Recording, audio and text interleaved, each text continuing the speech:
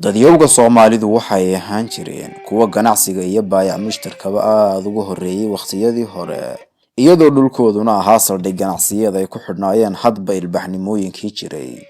waxayna xiriir ganacsi la lahaayeen faraaciintii Masar, Roomaankii, Griigii hore, Farisiyiintii, Hindidii iyo Shiinihii hore, iyo weliba sidoo kale boqortooyooyinkii Yemen iskaga dambeeyay iyo ummadihii ay la jaarka ahaayeen sida boqortooyadii Xabashida. wixii ka horreeyay dhalashadii Nabi Ciise, Soomaalidu waxay hoos imaanayeen boqortooyadii qadiimka ahayd ee Bunti.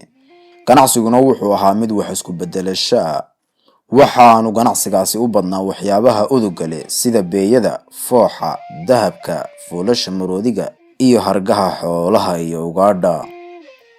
wixii ka dambeeyay dhalashadii taariikhda miilaadiga, deegaanada Soomaalida waxaa saameyn ku yeeshay ganacsato ka timid jasiiradda Carabta, kuwaasoo badankoodu ka imaanayay dhulkii ay ka talinaysay boqortooyadii Saba. ganacsatadaasina waxay suuqii Soomaalida kusoo kordhiyeen lacaga maara oo uu ku sawirnaa boqorkii Saba iyo kuwa dahaba oo ay ku sawirnaayeen madaxyada qaar ka mida ugaadha. qarnigii labaad ee taariikhda miilaadiga waxaa kor u soo kacday boqortooyadii Aksum oo ka talinaysay ilaa xeebaha Badda Cas, xilligaas oo milixda wax lagu kala iibsan jiray. milixduna waxay dunida qiimo ahaan ugu jirtay halka uu maanta dahabku ugu jiro, iyadoo boqortooyadii Aksum ay samaysatay lacago laga sameeyay looxax la isku dhadhajiyay. lacagtaasna waxaa loo yaqaanay amoole. intaas kadibna waxaa soo baxday lacagtii loo yaqaanay Aksumeyd hilaadii 270kii miilaadiga, waxaanay ka samaysnayd macaadiin la isku daray oo kala ahaa maar, qalin iyo dahab.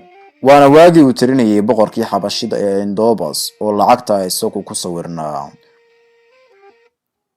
waxaanay lacagtaasi soo gaadhay xeebihii Soomaalida, siiba kuwii Badda Cas, markii shacabkii boqortooyadii Aksum ay ku qanceen qaadashada diintii Masiixiga. waxayna dowladoodu ahayd tii ugu horreysay ee lacagtooda ku sawirtay macatabka ama saliibka ay kiristaanku xidhaan. bilowgii taariikhda hijriga, diinta Islaamku waxa ay si fudud ugu dhex faaftay bulshadii Soomaalida iyadoo ku soo gaadhay qaab ganacsi, waxaana soo gaadhay lacagihii laga isticmaalayay dhulka Carabta sida diinaarkii amiirkii muuminiinta Cabdimaalik bin Marwaan uu isagu laftiisu ku sawirnaa. bartamihii qarnigii 8aad ee miilaadiga waxaa aasaasantay boqortooyadii Ifaad oo ay yagleeleen kooxo muslimiina oo u soo gudbay bariga Afrika. xilligii Baghdad ay ka talinaysay dowladii Cabbaasiyiinta, dhinaca Andalusna Umayyiyiintu dowladda ka samaysteen. boqortooyadii Ifaadna waxay isticmaashay lacagtii Cabbaasiyiinta ee ay ku xardhanayd kelmadda tawxiidku. mar dambana Boortaqiiska ayaa qabsaday qaybo ka mida geeska Afrika, isagoo mamnuucay ganacsigii ka imaanayay dhinaca kale ee Badda Cas iyo dhammaanba ganacsigii lala lahaa dunida Islaamka. ugu dambeynna waxay gacanta ku dhigeen guud ahaanba ganacsigii Soomaalida ee badaha isaga kala gooshayay, wuxuuna u keenay Soomaalidii lacaga ay ka mid ahaayeen Solto, Dinaharo iyo lacagtii caanka ahayd ee Maria Tereso. Soomaaliduna u taqaanay shuruu, lacagtaasoo muddo dheer ay isticmaalayeen dadyowgii geeska Afrika ilaa laga soo gaadhayay bilowgii qarnigii 19aad ee miilaadiga. qarnigaas oo ahaa kii dhulka Soomaalida iyo Afrikaba la googoostay ee la qaybsaday. Soomaalidii koonfureed waxaa qabsaday Talyaanigii, waxaana loo sameeyay lacagtii beesada oo ka koobnayd qadaadiic kala ahayd 1, 2, 3 iyo wixii ka badan. waxaana ka dambeeyay lacago kale sida rubiga iyo liiraha oo laga isticmaalayay koonfurtii Talyaanigu haystay. Somaliland waxaa qabsaday Ingiriiska, laakiin waxay sii isticmaalayeen lacagahoodii hore ilaa laga soo gaadhayay 1919kii oo la sameeyay shilinka.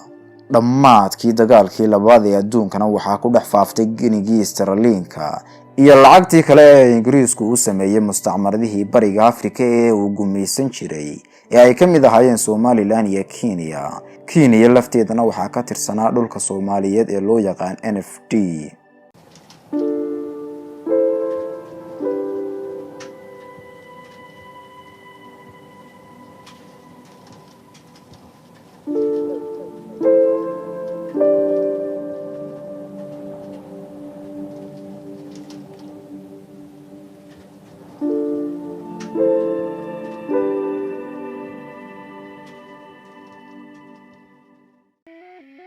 dhanka kale xeebta Soomaaliyeed ee Djibouti waxaa qabsaday Faransiiska isagoo u sameeyay lacagtii faranka ahayd gaar ahaan qaybtii hoos imaanaysay baankii dhexe ee Faransiiska qaybtiisii gobolka Indochina ilaa imikana waxaa weli Djibouti laga sii isticmaalaa faranka inkastoo uu isbedel la soo maray.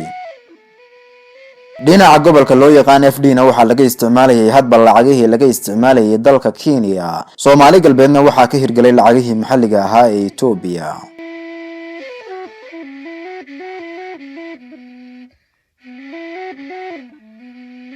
kun 1960kii markii ay isku biireen Soomaalidii waqooyi ee Ingiriisku gumaysan jiray iyo kuwii koonfureed ee Talyaanigu gumaysan jiray waxaa la sameeyay lacagta shilin Soomaaliga iyadoo 3 sano xornimadii kadib la soo daabacay waxaana lagu qoray afka Carabiga maadaama oo aanu af Soomaaligu qornayn waqtigaas.